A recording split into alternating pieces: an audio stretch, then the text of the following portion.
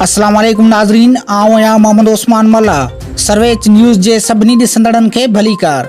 Bulletin में शामिल कंदासीं हिन वक़्त जी हिकु अहम ख़बर।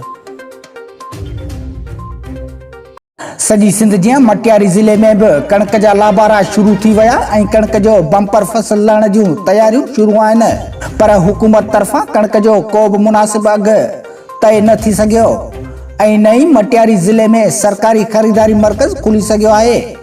हिकु तरफ़ ग़रीब ऐं मज़दूर तबिके में कणिक जो फसल लहण ते ख़ुशी ऐं ॿिए तरफ़ मायूसी पिणु वठी वई आहे, छो त हुकूमत तरफ़ां न त सरकारी अघु तय थी सघियो आहे ऐं वापारियुनि पंहिंजा मनपसंद अघु तय करे ग़रीब मिसकिन माण्हुनि खे ॻणती में विझी छॾियो आहे, जॾहिं त वापारियुनि पारां फी बोरी जो अघु 5000 खां 5500 ताईं फी बोरी अघु मुक़ररु करे छॾियो आहे, जंहिंसां ग़रीब माण्हुनि लाइ वेतर परेशानी वधी वई आहे त आख़िर रोज़ ॾियाड़ी वारो माण्हू कीअं कणिक वठी सघंदो।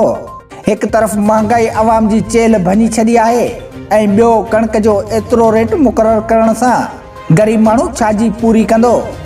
हिते जे ग़रीब मिसकिन अवाम चीफ जस्टिस ऐं हुकूमत सिंध खां मुतालबो कयो आहे त जल्द खां जल्द कणिक जो मुनासिब रेट मुक़ररु करे मायूसी ख़तमु कई वञे त जीअं अवाम खे रिलीफ मिली सघे।